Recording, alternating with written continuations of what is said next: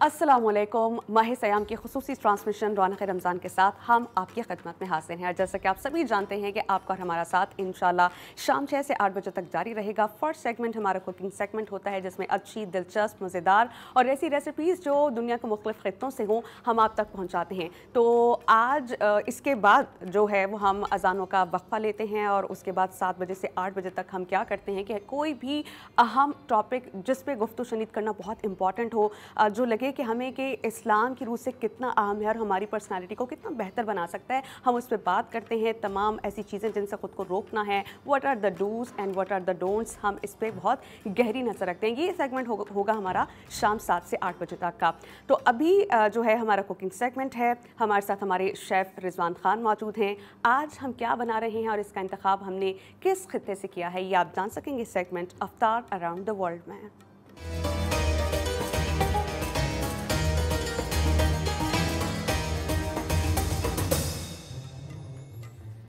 सबसे पहले हम शेफ रिजवान खान को कहेंगे अस्सलाम वालेकुम। वालेकुम अस्सलाम। क्या हाल चाल है? अल्हम्दुलिल्लाह। शेफ रिजवान खान, हमारे तमाम देखने वाले बहुत शिद्दत से इंतजार कर रहे होते हैं कि अफ्तार अराउंड द वर्ल्ड में कौन सी रेसिपी है, कहाँ से चूज़ की गई है, तो वेरी क्विकली हम अपने देखने वालों को बताएंगे। जी, आज की रेसिपी जो है पोटैटो कटलेट विद सेव है। ये सेवइयाँ होती हैं बेसिकली, ये नाज़रीन को हम दिखाना चाहते हैं। ये देख लें, ब्रेड क्रम्ब में मिलाकर हम इसको बनाएंगे। तो बनाना हम स्टार्ट करते हैं इसको। मेरा बनाना स्टार्ट करने से पहले हम हाइजीन का पूरा ख्याल रखते हैं। डेटॉल के साथ अपना हाथ हम हैंड वॉश कर लेते हैं। हम डेटॉल के साथ अपने हाथों की सफाई करते हैं क्योंकि जर्म्स जो हैं वो हम उससे जो है ख़ुद को महफूज रखते हैं। तो डेटॉल ने अपनी एक लेटेस्ट प्रोडक्ट लॉन्च करवाई है, that is for good skin. अगर आपकी स्किन जर्म फ्री होगी तो आपकी स्किन ब्यूटीफुल रहेगी। स्किन केयर जो प्रोडक्ट है वो आपकी स्किन को सॉफ्ट रखती है, मॉइस्चराइज रखती है और अच्छी फ्रेगरेंस भी आपको देते हैं। मैं तो यूज़ कर रही हूँ, I have suggested already you guys कि आप भी यूज़ कर सकते हैं। शेफ़ रिजवान खान डेटॉल से अपने हाथ धो चुके हैं और अब हम इनसे पूछते हैं कि आज की जो हमारी रेसिपी है that is potato cutlets crumb with save. तो हम इनसे पूछते हैं कि इसके इंग्रेडिएंट्स क्या क्या हैं। मेरा ख्याल है कटलेट्स के जो इंग्रेडिएंट्स हैं उनमें नई जो चीज़ मैं आज देख रही हूँ है वो है सेव। तो बताइएगा स्पेशलिटी क्या है इस डिश की? इस डिश की स्पेशलिटी ये है कि क्योंकि ये सेव हम ब्रेड क्रम्ब खाली यूज़ करते थे, लेकिन आज जो है ना हम इस पे सेव इसको एडिशनल किए हैं हमने। तो इंग्रेडिएंट्स बताते जाएंगे इंग्रेडिएंट्स साथ साथ हम से एक अदद इसमें हमने प्याज डाला है। किसमें? दरमियाना आलू पोटैटो में। पोटैटो तकरीबन 3 अदद है और उबले हुए आलू हैं, ठीक है। और इसमें ग्रीन चिल्ली तकरीबन 2 पीस ग्रीन चिल्ली हमने इसमें ऐड कर दिया। धनिया, फ्रेश धनिया कट करके ये हमने ऐड कर दिया। और फ्रेश मिंट, पुदीना तकरीबन को ये भी 4 से 5 पत्ते हों उसके जो। और इसमें है ये है धनिया, कुटी हुई धनिया और ये सूखा धनिया जो कुटा हुआ है। कोरिएंडर सीड्स, इनको पीस लें। और ये है क्यूमिन सीड्स, जीरे का पाउडर, क्रश्ड जीरा। अच्छा, कुटा हुआ जीरा पाउडर नहीं लेना, कुटा हुआ जो हल्का हल्का हम खाएं तो। ये है ड्राई मेथी, सूखी मेथी तो बहुत ही मजे का टेस्ट डेवलप कर देती है किसी भी चीज में डालें, चाहे आप सब्जी बनाएं या चिल्ली हमने कम इस्तेमाल करेंगे इसमें, तकरीबन 1 टीस्पून। और ये हल्दी कलर के लिए 1 टीस्पून। Black pepper. तमाम इंग्रेडिएंट्स शेफ ने आलू में डाल दिए हैं। जब तक कि इनको मिक्स करते हैं, शेफ मेरा ख्याल है आप हमारे साथ रुके, अपने नाज़रीन को बताएंगे हम ब्रेक के बाद कि हम इस रेसिपी का अगला मरहला क्या करेंगे। तो आप देखते रहिए रौनक रमज़ान।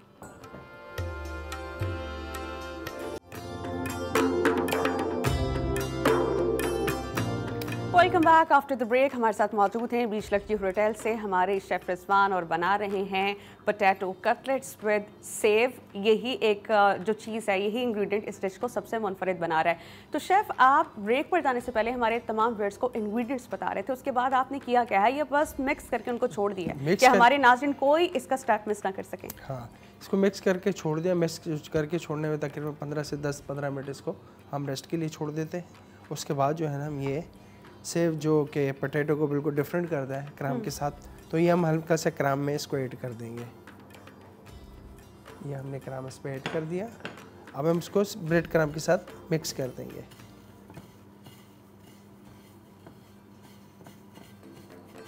अच्छा शेफ रिजवान, ये बताइए फ्राई होने के बाद ये कच्ची तो नहीं रह जाएंगी सेब? नहीं, पक्की बात है। पक्की बात है। मैं यही तो जानना चाह रही हूँ क्योंकि इट इज समथिंग डिफरेंट। हाँ, ये डिफरेंट होगा। कटलेट्स में ये चीज़ होती नहीं है, हाँ। और मेरा ख्याल है यही चीज़ इसको डिफरेंट बनाएगी।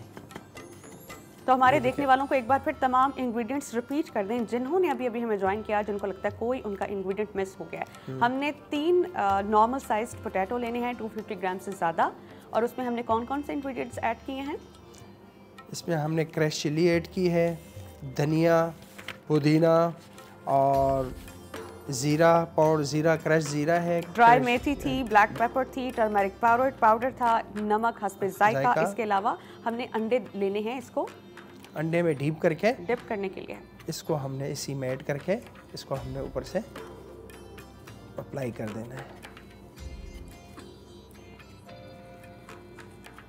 ये देखें किस तरीके से ब्यूटीफुल फ्राई हो गया। तो ये कुछ डिफरेंट है इस बार, यानी आज कुछ मुनफरिद होने वाला है। अच्छा मुझे बताइए, किसी को अगर चिकन पसंद है, कोई फिश ऐड करना चाहे तो पोटैटोज में ऐड कर सकता है? बिल्कुल ऐड कर सकता है, क्योंकि कुछ लोगों को सब्जियां पसंद होती हैं, किसी को मीट पसंद होता है, और कोई बिल्कुल भी दोनों चीज़ें पसंद नहीं करते हैं। तो अगर आपको लगता है कि कुछ डिफरेंट आपको करना है या अपने तरीके से मॉडिफाई करना है तो आप कर सकते हैं। इसके अलावा you can be a part of this show by dialing 0800 14455। अबारी और बीच लकीर होटल से हमारे पास बहुत ही माहिर शेफ्स हैं, और जो सर्व की जाती हैं डिशेस होटल में वो इंट्रोड्यूस करा रहे हैं। तो अगर आपको अपनी मनपसंद कोई भी डिश बनवानी है तो आप इस शो का हिस्सा बन सकते हैं। कॉल कीजिए और अपनी मनपसंद की जो रेसिपी है वो इनसे बनवा लें। इसके अलावा ऐसा होता है कि ख़वातीन को कुछ ऐसा लगता है कि मेरी ये रेसिपी हमेशा ख़राब हो जाती है, ये डिश हमेशा मुझसे ख़राब बनती है, तो आप इनसे पूछ सकते हैं। हमने इन कबाब को बना लिया है, और जब तक इसको डिप करके क्रम्स के साथ कवर कर रहे हैं, कोटिंग कर रहे हैं, तब तक हम एक ब्रेक लेंगे। ब्रेक के बाद जब हम वापस आएंगे तो इन कबाब को फ्राई करेंगे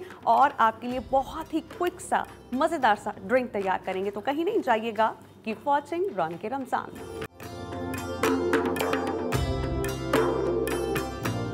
डॉन न्यूज़ के प्रोग्राम रौनक रमज़ान में कुकिंग सेगमेंट के साथ आपकी खिदमत में हाजिर हैं। हमारे साथ मौजूद हैं शेफ़ रिजवान। तो उन्होंने जिस तरह से तमाम जो हमने मटेरियल रेडी किया था पोटैटो कटलेट्स का, उसको अंडे में उन्होंने डिप किया, उसके बाद उसकी कोटिंग की क्रम्स के साथ, and now he is frying that cutlets.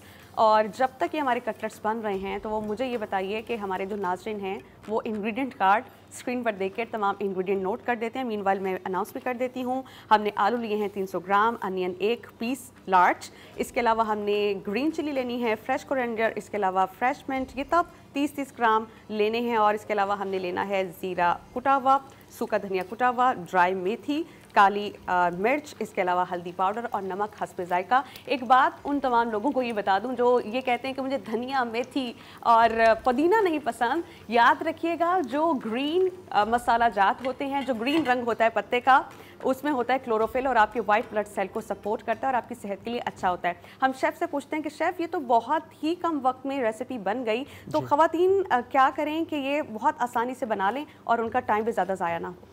ये ऐसा है कि ये अगर टाइम कम है तो एक दिन पहले भी अगर बना के फ्रिज पे फ्रीज़ कर सकते हैं, इसको फ्रीज़ कर सकते हैं, और ये 3-4 दिन तक अगर मोस्टली अगर रखा भी रहे ना फ्रिज पे तो कोई परवाह नहीं है, इसको ये ऐसे ही रहेगा। तो इजी है, एक एक करके आदमी बना लेता है।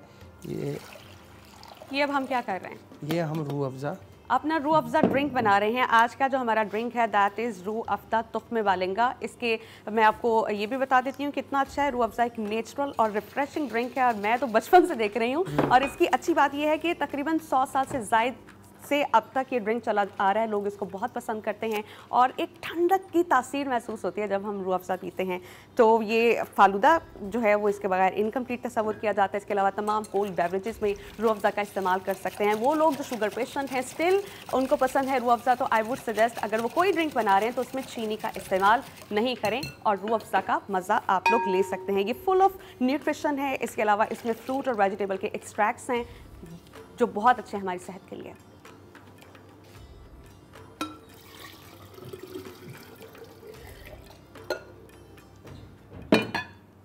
रूह अफ़ज़ा हमने जल्दी से तैयार कर लिया, और इसमें हम ऐड करेंगे basil seeds.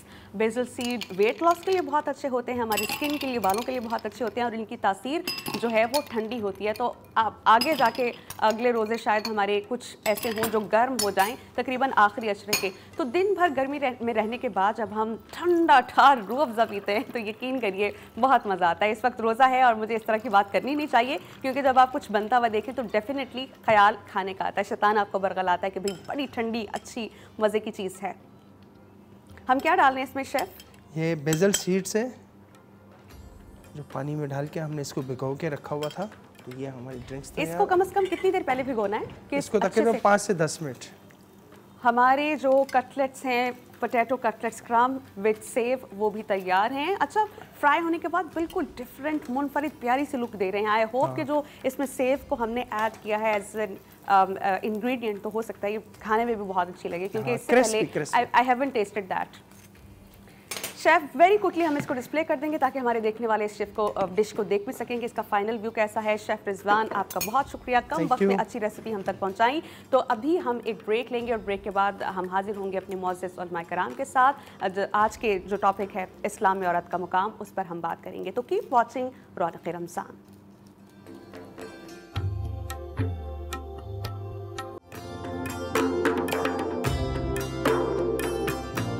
Welcome back after the break. I hope and pray कि आप तमाम लोगों के रोज़े बहुत अच्छे चल रहे हों, आप तमाम खुसूसी इबादत जो कर रहे हैं उनमें किसी किस्म की कोई रुकावट ना आती हो और अल्लाह सुब्हानहू व तआला के बारगाह में आपकी तमाम इबादत कबूल हों। अल्लाह पाक हम सब की दुआएं इबादत कबूल करें और हम रोज़े में जो तज़किया नफ्स कर रहे हैं, ख़ुद को तक़वे पर लाने की कोशिश कर रहे हैं, तो उसी से जुड़े हुए तमाम पहलू हम आपकी समातों के नज़र भी कर रहे हैं और कोशिश करते हैं कि वो चीज़ जानने की कोशिश करें जहाँ पर कहीं हमें परेशानी लाहक होती है कि शायद ऐसा है या नहीं। तो इसी मुनासबत से आज का जो हमारा गुफ्तगू का उन्वान है वो है इस्लाम में औरत का मकाम। और जब औरत के मकाम का जिक्र आता है तो हज़रत खदीजतुल कुबरा रज़ियल्लाहु ताला अन्हा ने इस्लाम में क्या अहम खिदमात अंजाम दी, चूँकि आज उनका यौम विसाल है और इसी मुनासबत से हमने उनको जो है वो अपनी गुफ्तगू में शामिल किया है। क्योंकि जहाँ पर बात आए औरतों की, तो जब इस्लाम नहीं आया था तो इस्लाम की आमद से पहले हमने देखा कि ख़वातीन के साथ बहुत ज़्यादा जुल्म और ज़्यादती की जाती थी।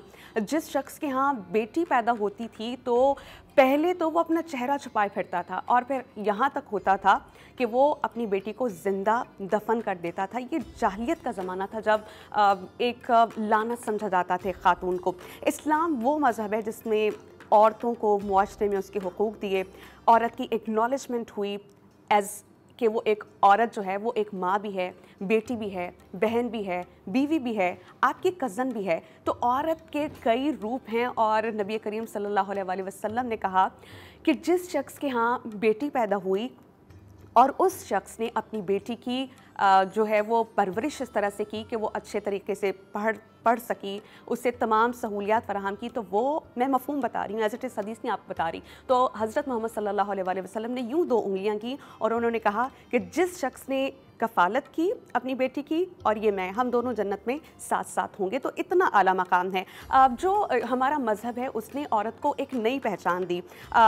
औरत की इनफरादी हैसियत क्या है, औरत की इज़्ज़त कितनी इम्पॉर्टेंट है, तालीम और तरबियत औरत के लिए कितनी इम्पॉर्टेंट है, औरत के साथ किस तरीके से हमें पेश आना चाहिए। और सबसे इम्पॉर्टेंट बात जो किसी मज़हब ने औरत को इतनी वैल्यू नहीं दी, इस्लाम ने दी। वो कैसे कि मिल्कियत जायदाद दी, फिर हुर्मत निकाह दी औरत को, कि ये कॉन्सेप्ट कभी भी नहीं था औरत के लिए कि औरत निकाह में रह के एक और आदमी के साथ अपने बच्चे पैदा करके उसी के साथ उस घर में रहे, ये इस्लाम ने उसको दिया। फिर माँ, बेटी, बहन सभी के हक दिए हैं। अगर जब हम औरतों के मकाम का जिक्र करते हैं तो सबसे पहले, जैसा कि मैंने आपसे कहा कि हज़रत खदीजतुल कुबरा का हम आज जिक्र करेंगे।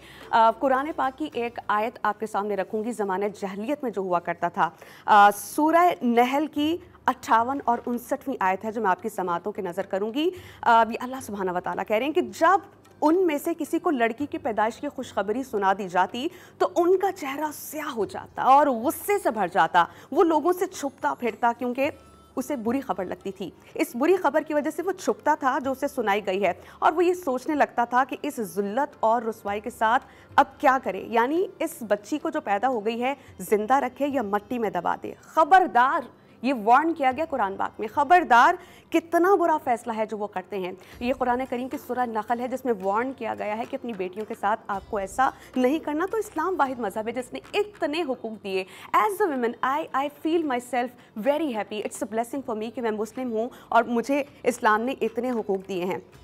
एक और जगह सूरह बकरा में है कि उनको ज़रर पहुंचाने और ज़्यादती करने के लिए ना रखो, यानी ख़वातीन को। ऐसा जुल्म जो करेगा उसने गोया अपने आप पर जुल्म किया और अल्लाह और उसके अहकामात को मजाक बनाया। तो औरत की इंपॉर्टेंस हमारी सोसाइटी में क्या है, उसके हुकूक क्या हैं, उसके साथ किस तरह का सलूक करना चाहिए, और हज़रत खदीजतुल कुबरा एक हमारी रोल मॉडल हैं, उनसे मुताल्लिक़ भी हम बात करेंगे। तो एक ब्रेक के बाद हम हाजिर होंगे और हमें ज्वाइन करेंगे हमारे मुअज़्ज़िज़ उलमा कराम मुफ्ती नूर रहमानी साहब और डॉक्टर सरवत अस्करी साहिबा। तो कीप वॉचिंग रौनक रमज़ान।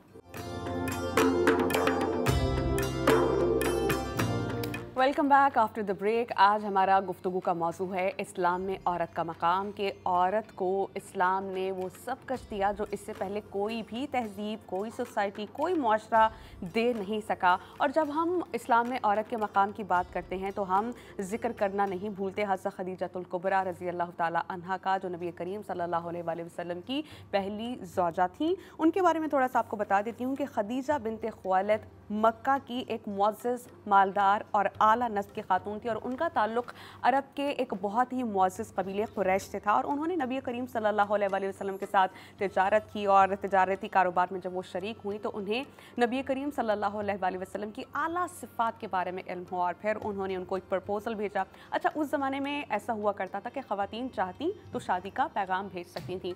जिस वक्त उन्होंने शादी का पैगाम भेजा नबी करीम सल्लल्लाहु अलैहि वसल्लम को, उनकी उम्र 40 बरस थी और नबी करीम सल्लल्लाहु अलैहि वसल्लम की उम्र 25 बरस थी। उनकी फिर शादी हो गई। तो जो हज़रत खदीजा रज़ी अल्लाह ताला अन्हा हैं, उन्होंने सबसे पहले नबी करीम सल्लल्लाहु अलैहि वसल्लम पर जब अल्लाह पाक ने वही भेजी, इस्लाम का पैगाम आम किया, तो सबसे पहले उन्होंने ईमान लाया। आगाज़ नबुवत में जब नबी करीम सल्लल्लाहु अलैहि वसल्लम की ज़ुबान से ये अल्फाज निकले कि मुझे डर है, तो हज़रत खदीजा रज़ी अल्लाह ताला अन्हा ने कहा कि आप सल्लल्लाहु अलैहि वसल्लम मुतरद्दिद ना हो, यानी परेशान ना हो, अल्लाह आपका साथ कभी नहीं छोड़ेगा, क्योंकि आप सिला रहमी करते हैं, बेकसों और फ़ुक़रा के मुआविन हैं, मेहमान नवाज़ी करते हैं और जो मसाइब में हक़ की बात करते हैं। अच्छा, कुफ़ार मक्का ने हज़रत मोहम्मद सल्लल्लाहु अलैहि वसल्लम को बहुत तंग किया, लेकिन अभी ये भी वो नबातुल्ला तंग कर रहे थे और उसकी वजह ये थी कि हज़रत खदीजा रज़ी अल्लाह ताला अन्हा का साथ था। अगर ये साथ ना होती, यानी उनकी वजह से उनको हिचकिचाहट थी। तो हज़रत खदीजा हमारे लिए किस तरह रोल मॉडल हैं और हम उनके बताए हुए रास्ते पर किस तरह से अमल करके ख़ुद को एक अच्छी औरत बना सकते हैं, इस पर हम बात करेंगे। हमारे साथ स्टूडियोज़ में मौजूद हैं मुअज़्ज़िज़ उलमा कराम मुफ्ती नूर रहमानी साहब और डॉक्टर सरवत अस्करी साहबा। हज़रत खदीजा पर भी हम बात करेंगे, लेकिन जो हमारे मज़हब ने औरत को मकाम दिया है, जो मर्तबा दिया है, उसकी शान थोड़ी हमें बयान कर दीजिए, क्योंकि इससे पहले कभी इस तरह के हुकूक, इस तरह की चीज़ें किसी मज़हब ने औरत को नहीं दी। एक ऐसी सोसाइटी जहाँ पे जिंदा दफन कर दिया जाता था औरत को। बिस्मिल्लाहिर्रहमानिर्रहीम, अस्सलाम वालेकुम। आपको और आपकी पूरी टीम को और आपके तवज्जुह से तमाम आलम इस्लाम को माह रमज़ान मुबारक के इस नवे रोज़े की, जो कि हम अफ्तार कर चुके हैं, इसकी मुबारकबाद पेश करते हुए परवरदिगार आलम इस दुआ के साथ कि इस माह रमज़ान मुबारक को हम सब के लिए रहमतों का, बरकतों का, मग़फ़िरतों का महीना करार दे दे। आमीन आमीन सुम्मा आमीन। और आपका सवाल बड़ा खूबसूरत है, इसलिए कि औरत के मुताल्लिक़ बात हो रही है।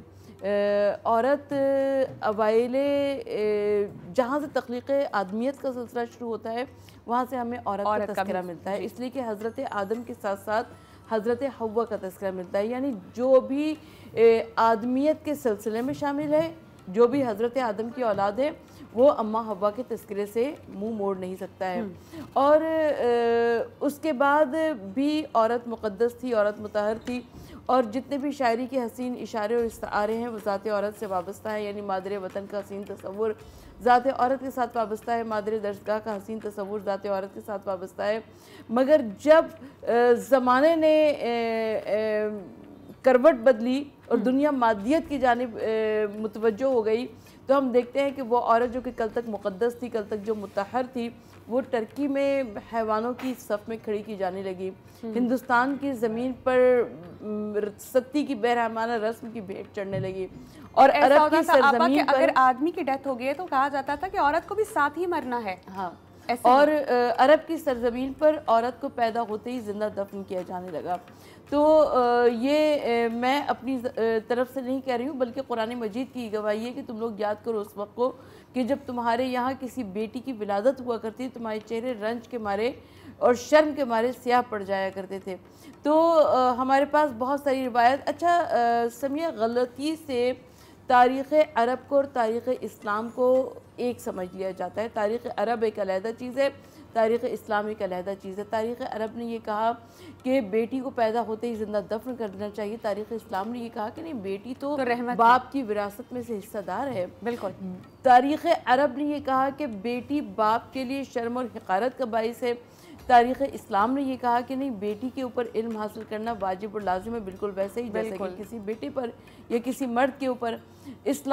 तारीख़ अरब ने ये कहा कि बेटी शर्मिंदगी का बाइस है। बिल्कुल। तारीख़ इस्लाम ने ये कहा कि नहीं, औरत की इज़्ज़त इतनी है, औरत का मर्तबा, औरत का मकाम इतना है कि जब आक़ाए दो जहाँ वाली कौनो मकान ताजदार अम्बिया और मुरसलीन, ख़त्म अम्बिया और मुरसलीन, सैयद और सरदार अम्बिया और मुरसलीन किसी सफ़र पर जाएँ तो सफ़र पर जाते हुए अपनी बेटी फ़ातिमा ज़हरा के घर जाएँ और जब सफ़र से वापस आएँ तो शहज़ादी कौनैन जनाब फ़ातिमा ज़हरा को सलाम करें कि अस्सलामु अलैका या अहलल बैत नबूवत व मादे रिसालत।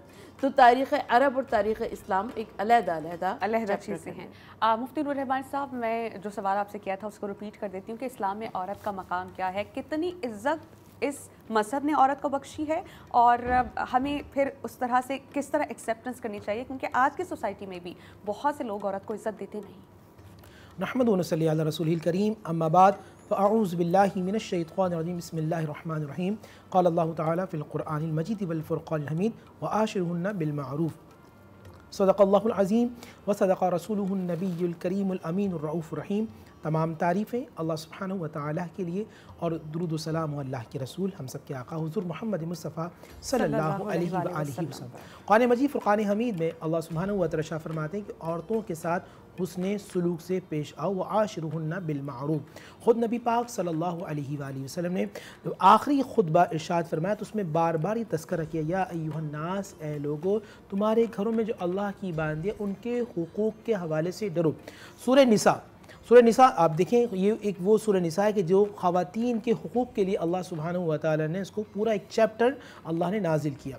सूरह निसा में पहले और दूसरे रुकू के अंदर औरतों के हुकूक़ बयान किए गए। क़ुरान मजीद फ़ुरक़ान हमीद में जब कोई शख्स मर जाए तो उसकी वरासत के 12 हिस्से होते हैं। 12 हिस्से में 8 हिस्से अल्लाह ने औरतों को अता किए हैं। इस्लाम औरतों को किस तरह इज़्ज़त देता है? कहा कि माँ के कदमों तले जन्नत। एक औरत माँ के रूप में तो ये मकाम है, जब वो बीवी के रूप में तो फरमाया ये निफ्स ईमान है। बेटी के रूप में अल्लाह के नबी सल्लल्लाहु अलैहि वसल्लम शाह फरमाते हैं, अगर कोई शख्स अपनी बेटी की अच्छी परवरिश करता है, एक हदीस में बहन और एक हदीस में बेटी, फरमाया मैं और वो मोहम्मद, यानी कि हुज़ूर ने फरमाया मैं और वो मोहम्मद, मैं और वो इस तरह साथ खड़े होंगे। हर जगह अल्लाह के नबी सल्लल्लाहु अलैहि वसल्लम ने मकाम मर्तबा बयान किया। बल्कि एक जगह ये भी रवायत में कि नबी अलैहिस्सलाम की अज़वाज मुतहरात ऊँट पर सवार थी और ऊँट को चलाने वाले तेज़ी से ऊँट चला रहे थे, तो अल्लाह के नबी सल्लल्लाहु अलैहि वसल्लम फरमाया आहिस्ता, इसमें कांच के बर्तन हैं, आहिस्ता। यानी नबी अलैहिस्सलाम मोहब्बत, प्यार, खुलूस के साथ पूरी कायनात को, हुज़ूर ने खुद फरमाया कि खैरुकुम खैरुकुम खैरुकुम, तुम में से बेहतरीन वो है जो अपने घर वालों के लिए बेहतर है, अपने ख़वातीन के साथ बेहतर है। अगर मुझे अल्लाह उसके रसूल सल्लल्लाहु अलैहि वसल्लम की रज़ा को हासिल करना है तो मुझे ख़वातीन का एहतराम करना होगा। मुझे ख़वातीन के जो मकाम व मर्तबा जो अल्लाह उसके रसूल ने दिए हैं, मैं अगर उनको दूंगा तो अल्लाह मुझसे राज़ी होगा। अगर मैं उनकी हुकूक़ तलफ़ी करूँगा तो याद रखिएगा नाज़रीन, आप कितनी भी इबादत कर लें, अगर आप हुकूक़ुल इबाद को छोड़ेंगे और बिलखुसूस ख़वातीन के हक़ को मारेंगे तो अल्लाह उसका रसूल आपसे नाराज़ होगा। कहीं नहीं जाइएगा, देखते रहिए रौनक रमज़ान।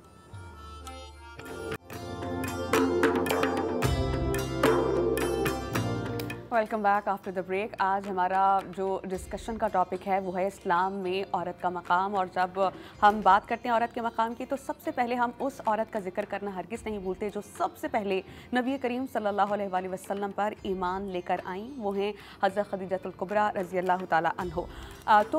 जो हमारा मज़हब है उसने बहुत ज़्यादा फ़ौक़ियत दी है औरत को।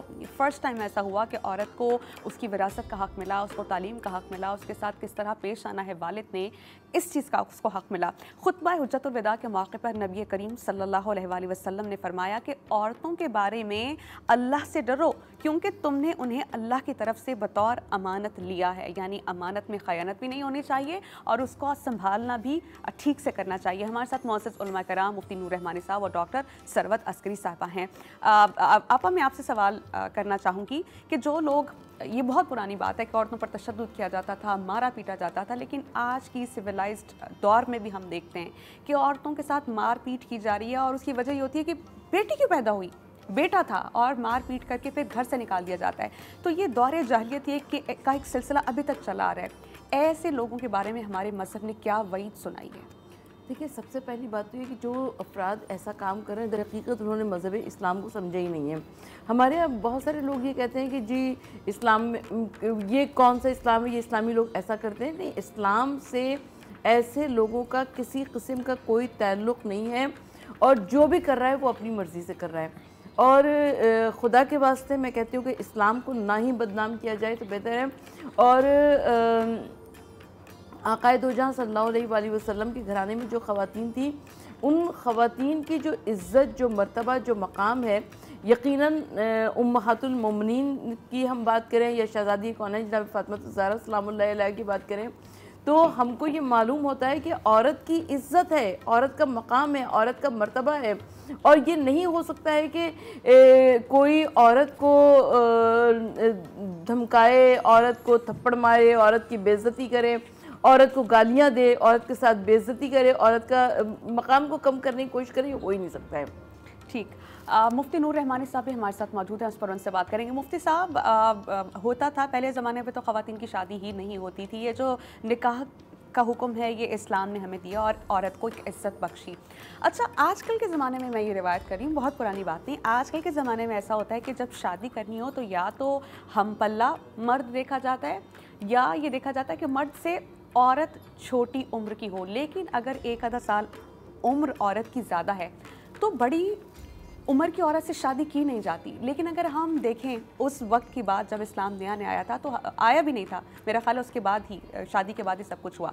हज़रत खदीजा उम्र में कई साल बड़ी थी और हज़रत मोहम्मद सल्लल्लाहु अलैहि वसल्लम की उम्र 25 बरस थी और उन्होंने शादी की। तो ये जो हमारा माइंड सेट है ये कब तब्दील होगा? बिस्मिल्लाहिर्रहमानिर्रहीम। देखिए, जब आप किसी से निकाह करने होते हैं या करने जा रहे होते हैं, आप उसका हसब देखते हैं, आप उसका नसब देखते हैं, आप उसका जमाल या खूबसूरती देखते हैं, और फिर आखिर में हम रखते हैं दीन को। और दीन ये चाहता है कि आप सबसे पहले दीन को देखें। अच्छा, दीन पूरा एक पैकेज है। हम ही समझते हैं कि दीन में जो सिर्फ नमाज़ पढ़ता है, रोज़ा रखता है, ज़कात देता है, हज करता है, वो दीनदार है। नहीं, ये दीन का एक हिस्सा है। दीन में अखलाकियात हैं, दीन में मुआमलात हैं, दीन में मुआशरत है, दीन में इमरानियात है, दीन में समाजियात। ये तमाम वो चीज़ें हैं अज्जाए तरकीबी जिससे दीन मुकम्मल होता है। या मेरी बहन ने बहुत अच्छा सवाल किया कि आज औरत की उम्र में तफावुत, जिसे हम कहते हैं फ़र्क, या तो बहुत कम रख दिया जाता है या बहुत ज़्यादा हो जाता है, और औरत बड़ी हो तो उसको नापसंद किया जाता है। ख़ुद अल्लाह के नबी सल्लल्लाहु अलैहि वसल्लम ने अपनी से 15 साल की बड़ी औरत से शादी की, वो बेवा थी। ये नबी अलैहिस्सलातु वस्सलाम की सुन्नत जलीला है। मैं आपसे एक बात अर्ज़ करूँगा, जितने शादी होने वाली है, नौजवान जो शादी की ख्वाहिशमंद है, नबी अलैहिस्सलातु वस्सलाम ने फरमाया, मैं आपको एक मैसेज दे रहा हूँ, अगर तुम किसी औरत से, और औरत को अगर तुम किसी मर्द से पैसे के लिए शादी करोगे तो तुम्हें उस वक्त तक मौत नहीं आएगी जब तक तुम गरीब ना हो जाओ। ये ज़हन में रखिएगा। अल्लाह अकबर। और अगर आप किसी से खूबसूरती के लिए करते हैं तो उम्र ढलने के बाद खूबसूरती ख़त्म हो जाती है। अगर आप दीन के लिए करते हैं, मैंने दीन में कहा ना तमाम चीज़ें अज़ाए तरकीबी, अगर आप दीन के लिए करते हैं तो वो औरत बेहतरीन बीवी भी होती है, वो औरत बेहतरीन माँ भी होती है, वो औरत बेहतरीन सास भी बनती है। हमारे यहाँ हम उस औरत को लेकर आए अपने घर में कि जो एक नस्ल इंसानी की तामीर करे, शख्सियत करे, और आपकी औलाद बेहतरीन इंसान बन के मुआशरे में एक बेहतरीन अज़ाए तरकीब में शामिल हो और बेहतरीन फ़र्द बने, ताकि आपका नाम नस्लों तक ज़िंदा रहे। आप मुझे ये बताइएगा कि औरत का खाविन पर क्या हक़ है, क्योंकि इससे पहले किसी भी सोसाइटी ने, किसी भी मुआशरे ने, किसी भी मज़हब ने औरत को इतना मकाम मर्तबे से नहीं नवाजा जितना हमारे मज़हब ने नवाजा है। देखिए, औरत को हमारे मज़हब और माशरे ने जो मज़हब की बात मैं कर रही हूँ कि जो मकाम और मर्तबा दिया है उसको किसी सूरत से चैलेंज नहीं किया जा सकता है। आक़ाए दो जहाँ सल्लल्लाहु अलैहि वसल्लम की जो प्यारी बेटी शहज़ादी कौनैन जनाब फ़ातिमा ज़हरा हैं या उम्मुल मोमिनीन मलिकतुल अरब खदीजतुल कुबरा हैं, उन्होंने बताया कि दर हकीकत औरत का कौन सा हक़ उसके शौहर पर हुआ करता है। अरब के माशरे में तअद्दुद अज़वाज कोई अनोखी बात नहीं थी, लेकिन ये फ़जीलत सिर्फ़ और सिर्फ जनाब खदीजतुल कुबरा और जनाब फ़ातिमा ज़हरा सलामुल्लाह अलैहा के साथ मखसूस है कि उनकी ज़िंदगी में उनके शौहरों ने, यानी अल्लाह के नबी सल्लल्लाहु अलैहि वसल्लम ने और हज़रत शेर खुदा हज़रत हैदर कर्रार ने कोई निकाह नहीं किया और जनाब खदीजतुल कुबरा और जनाब फ़ातिमा ज़हरा उस घर में अकेले रहीं। आक़ाए दो जहाँ सल्लल्लाहु अलैहि वसल्लम के घर में जनाब खदीजतुल कुबरा ब्याह कर आईं और जैसा कि अभी आपने फरमाया कि यानी सिनो साल के फ़र्क को मलूज़ खातिर न रखते हुए और अरब के जो समाजी बंधन थे उनके ऊपर भी ज़रबे कारी लगाई है खदीजतुल कुबरा ने। खदीजतुल कुबरा ने ख़ुद अक़द का पैगाम भेजा अपनी सहेली नफीसा के ज़रिए। मगर उससे पहले हम बात करेंगे कि शहज़ादी कौनैन जनाब फ़ातिमा ज़हरा सलामुल्लाह अलैहा की वालदा और उनके वालिद यानी हज़रत रसूल खुदा सल्लल्लाहु अलैहि वसल्लम, यानी जो उम्मुल मोमिनीन मलिकतुल अरब खदीजतुल कुबरा थी, वो तिजारती काफ़िले भेजा करती थी और क्योंकि वो एक औरत थी लिहाजा वो तिजारती काफ़िले के साथ नहीं जा सकती थी, लिहाजा उनकी निगाह इंतखाब शरीफ और ईमानदार मर्दों पर पड़ा करती थी। तो ये कैसे मुमकिन है कि अल्लाह के नबी सल्लल्लाहु अलैहि वसल्लम उसी मक्के में मौजूद हों और सादिक़ और अमीन का लक़ब हासिल कर रहे हों और ख़दीजा के कानों तक उनकी शोहरत ना पहुँचे। लिहाजा हज़रत ख़दीजा ने दरख्वास्त की हज़रत अबू तालिब से कि आपका भतीजा मेरा तिजारत का काफ़िला लेकर जाए। और फिर यूँ उनकी शादी हुई। हम मज़ीद इस पर बात करेंगे और हमें ये कह रहा है कि हम ब्रेक लेंगे। ब्रेक के बाद हज़रत ख़दीजा रज़ी अल्लाह ताला अन्हा हमारे लिए किस तरह रोल मॉडल हैं, हमें उनसे क्या कुछ सीखने की ज़रूरत है, इस पर बात करेंगे एक ब्रेक के बाद। Keep watching Raunaq Ramzan.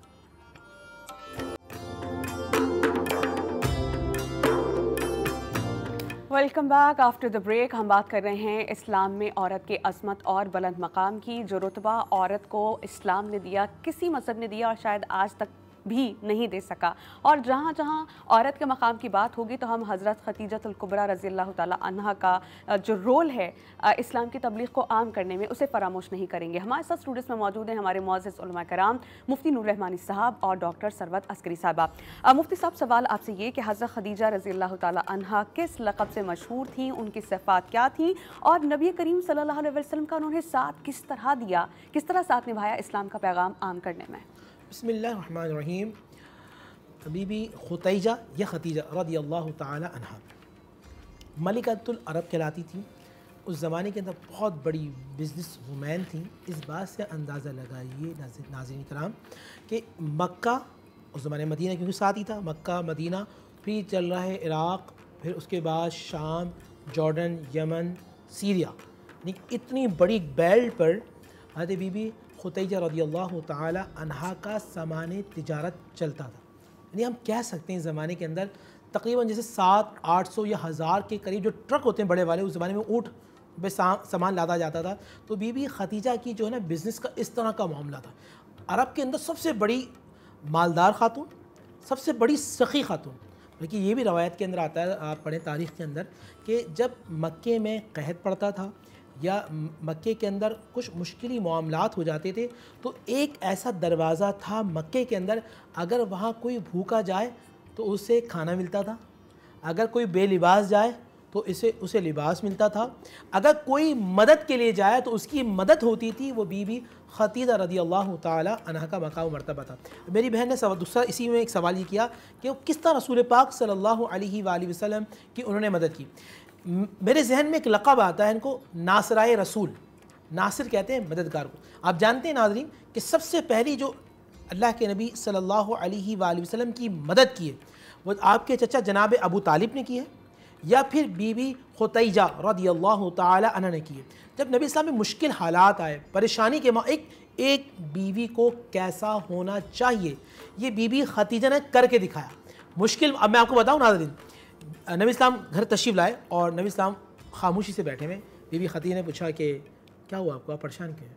फरमाया खदीजा कि मैं एक जगह गया तो मैंने वहाँ देखा कि वहाँ कुछ मुफलिस लोग हैं और मुझे उनकी मदद करनी है। बीबी खदीजा ने अपना सारा साजो सामान अल्लाह के नबी के कदमों में रख दिया और अल्लाह के नबी ने उन गरीबों की मदद करी। हज़रत खदीजा रज़ी अल्लाह ताला अन्हा किस तरह मुआविन मददगार रही नबी करीम के, इस पर मज़ीद बात करेंगे लेकिन एक ब्रेक के बाद।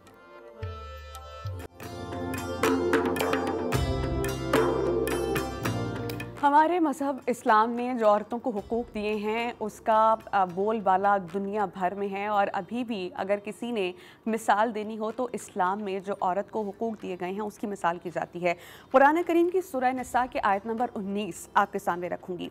हुक्म है औरतों के साथ मुआशरत में नेकी और इंसाफ को मलहूज़ खातिर रखो। और फिर हदीस ये है कि नबी करीम सल्लल्लाहु अलैहि वसल्लम ने कहा, इल्म हासिल करो, और ये इल्म हासिल करना हर मुसलमान मर्द और औरत पर फ़र्ज़ है। यानी जहाँ जहाँ मर्द का जिक्र हुआ वहीं वहीं औरत का जिक्र हुआ। हज़रत खदीजतुल कुबरा रज़ी अल्लाह ताला अन्हा का जो उन्होंने एक मयार सेंड किया हमारे लिए, माइलस्टोन, उसको हम किस तरह फॉलो कर सकते हैं, इस पर बात करेंगे अपने मुअज़्ज़िज़ उलमा कराम से। डॉक्टर सरवत अस्करी साहिबा और मुफ्ती नूर रहमानी साहब हमारे साथ मौजूद हैं। आप मुझे बताइएगा कि हज़रत खदीजा रज़ी अल्लाह ताला अन्हा एक माँ के तौर पर कैसी थी, कैसा पाया आपने उनको, जितना आप स्टडी कर चुकी हैं हमें बयान कीजिए।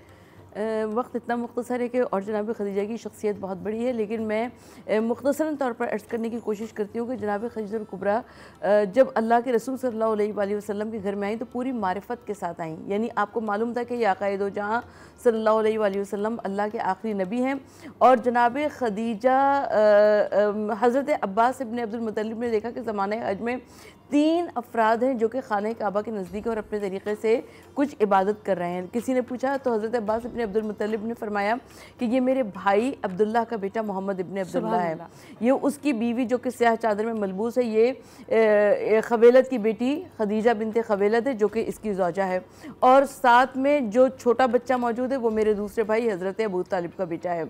तो यानी जो इस्लाम की पहली ट्रायंगल नज़र आ रही है इबादत की, वो हमें जनाब खदीजतुल कुबरा, हज़रत मोहम्मद मुस्तफ़ा सल्लल्लाहु अलैहि वसल्लम और हज़रत अली मुर्तज़ा नज़र आ रहे हैं। और शहज़ादी कौनैन जनाब फ़ातिमा ज़हरा सलामुल्लाह अलैहा की वालिदा गिरामी उम्मुल मोमिनीन मलिकतुल अरब खदीजतुल कुबरा हैं, और मैं उनके लिए क्या अर्ज़ करूँ कि चलो सलाम करें उसके आस्ताने को, हुसैन पाल के जिसने दिया ज़माने को। सुभान अल्लाह। आपके सामने मुफ्ती नूर रहमानी साहब अब ये मैं सवाल रखूँगी, हज़रत खदीजा रज़ी अल्लाह ताला अन्हा एज़ अ वाइफ कैसी थी, जितने सख्त तरीन लम्हात से नबी करीम सल्लल्लाहु अलैहि वसल्लम गुजरे, किस तरह ढारस बंधाती थी, किस तरह उन्होंने नबी करीम का साथ दिया।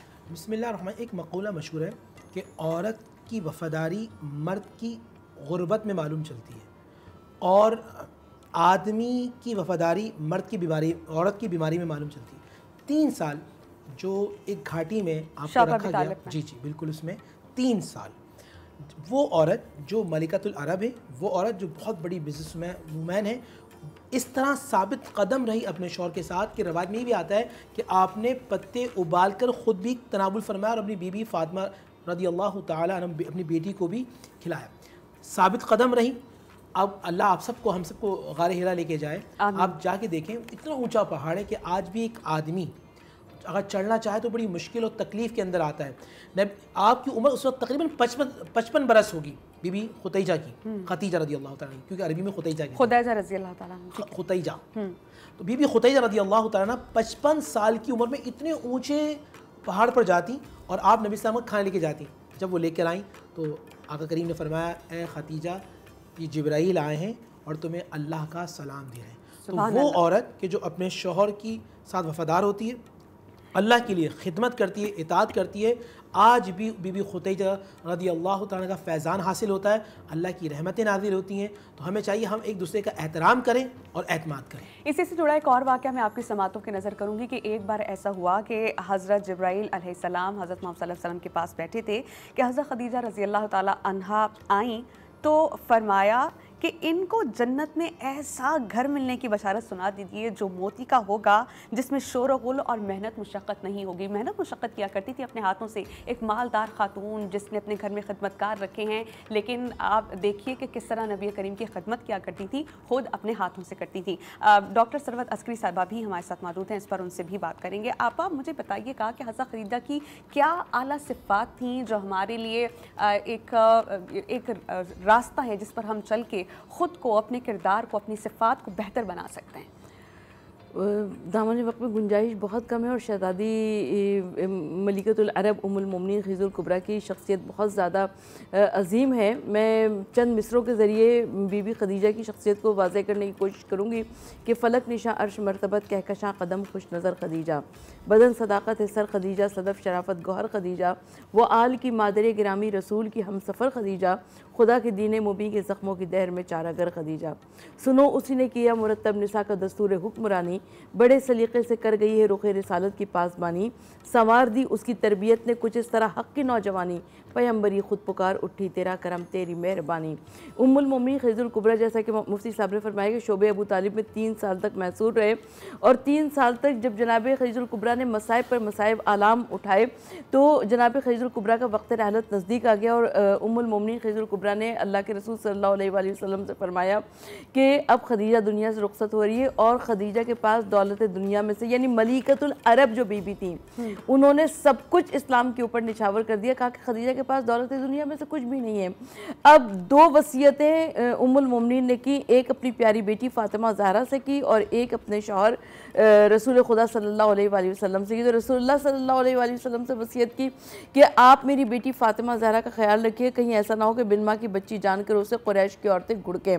और जनाबे फातिमा ज़हरा को जो वसीयत की, कहा कि आप अपने बाबा से कहिएगा कि मेरे पास सिर्फ एक चादर है जिससे मैं पैर छुपाती हूँ तो सर खुल जाता है, सर छुपाती हूँ तो पैर खुल जाते हैं, वो अपनी चादर मुझे कफन के तौर पर दे दें।